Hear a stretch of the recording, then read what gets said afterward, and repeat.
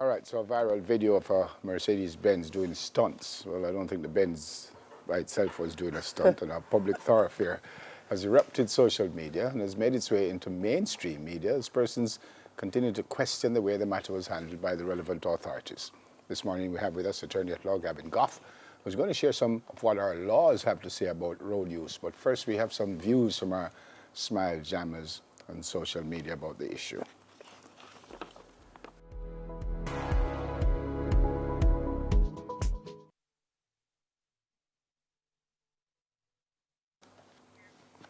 All right, so the first one is from MS Don Desfit, I suspect. It's disgustingly ridiculous. He should have been charged. What kind of message is being sent with a handshake and a pat on the back? He should have been charged. Rhonda Storer, this is just another act for other drivers to follow and for other police who will try to justify the matter. They will have it hard doing so. Jamaica, Jamaica, Jamaica, where one act leads to another disappointment. Andre says Jamaica can't use hearsay or a video that could have been dated to prosecute. Andre is a liar. For something like that, he should have been ticketed. I don't support this at all. Many times, police ticket persons like myself for small offenses being made, like running the light or something by mistake, and then let this man off the hook? Nope, not acceptable at all. He should have been given a ticket for doing such a dangerous stunt on a busy thoroughfare like Dunrobin Avenue. Yep. All right, we have some more, but let's welcome Sir Gavin. Good to see you, sir. Good morning. Thanks for coming. Morning. Obviously, you don't work with the JCF. No. When you're not a traffic cop, but No. as far as you know, what were the offenses? What could he have been charged with? There are a number of offences under the Road Traffic Act as it exists now, and also under the Act which is soon to come into force. But what comes to mind immediately, you have careless driving, you have dangerous driving, you have reckless driving. There are specific offences about doing road testing, and I'm not sure if that would constitute racing or road testing, but there are offences for that as well. And perhaps there could be additional offences in relation to the type of vehicle. I heard former SSP indicating that he thinks that the vehicle probably was unfit for use on Jamaican roads. I'm not entirely sure. The point is, though, that there's no question that there are a lot of different offences which could have been charged had they wanted to. The Assistant Commissioner of Police and the Community Safety and Security Branch, Bishop Dr. Gary Welch, suggested he did the right thing, and has also suggested that he's eased up some 140 drivers in the last couple of days. 3 days. What would be wrong, if I may play devil's advocate, what would be wrong if he says, all right, you do some foolishness, youth, but I'm going to allow you this time. If you do it again, you're in trouble. What would be wrong with that? I think the main issue that the public is having is that we've heard zero tolerance come from the police, from politicians, and ministers of transport for so long that we now have zero confidence when it is said. And I think that really what the Jamaican public is more interested in is seeing a stricter enforcement of laws, because the response from ACP Welsh, being that he would rather start first by educating, doesn't really sit well with most Jamaicans, because it's not as if these are accidental offences being committed. It's not as if the persons who do these things don't know exactly what they're doing is wrong. And so the message being sent, I think, is really not being received. And also, the message being sent now that, 140 persons in 3 days, I mean, this is against the background of thousands, tens of thousands of unpaid tickets every year, to the extent where we have an amnesty every few years. You can almost put your pot on fire waiting for the next amnesty to pay it off.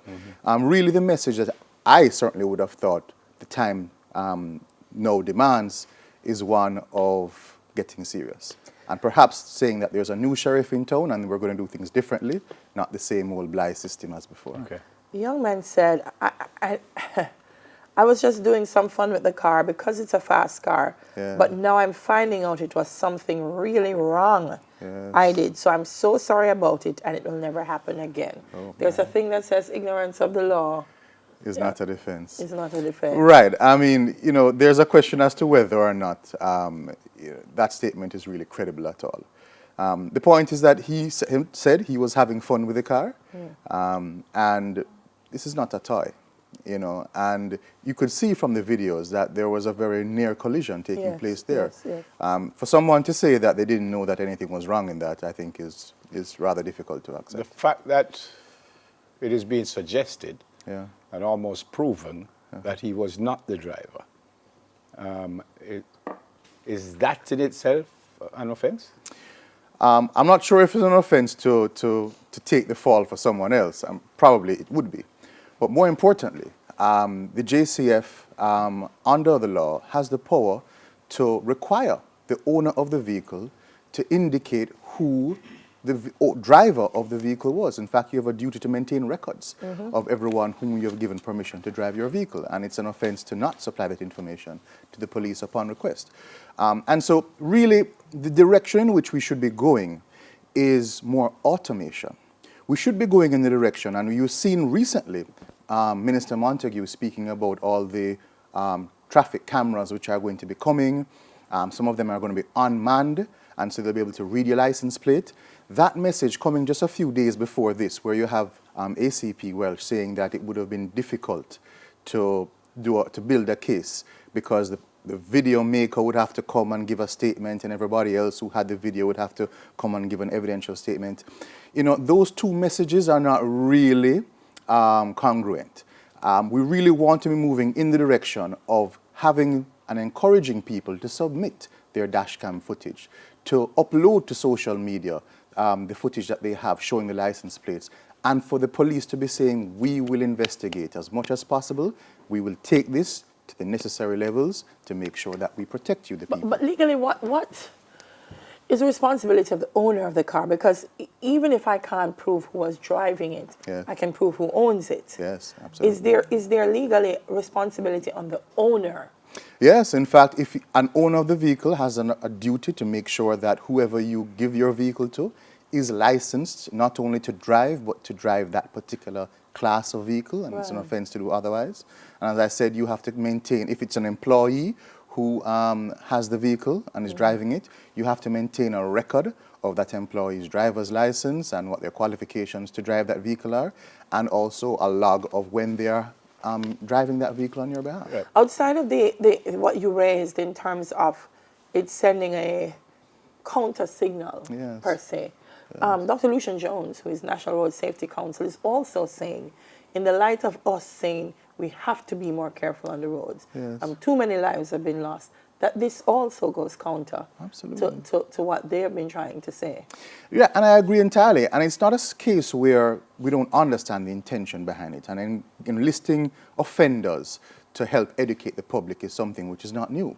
But in other jurisdictions, you see sometimes even convicted persons who are serving time behind bars, going and doing the public education. And I think that's a more impactful statement. When you have somebody who's literally behind bars saying that I really regret having done this because look how it's ruined not only my life, but the lives of others who were impacted, that's a more powerful statement than patting someone on the back and who's saying, boy, you know, I didn't know it won't happen again. Yeah.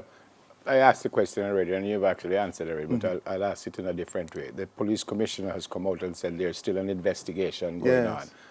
So the fact, if it is proven that this gentleman who came out and said sorry was not the driver, he would have lied to the police in an ongoing investigation. Perhaps. Isn't that... that could be a very serious thing. Obstruction of justice comes to mind. I'm not entirely sure. Right. But I think more importantly, the investigation is really as to who was behind the vehicle. So I'm not sure they're really focused on who says they're behind the vehicle, but rather making sure that they punish the persons who are making fools of we're them. all the time. You mentioned cameras. Yes. And we mentioned it on our hot topics recently. But there was a question I would want to ask. If I lend Dale my car, the camera picks up that is my car, she did something wrong. They don't pick up who the driver is.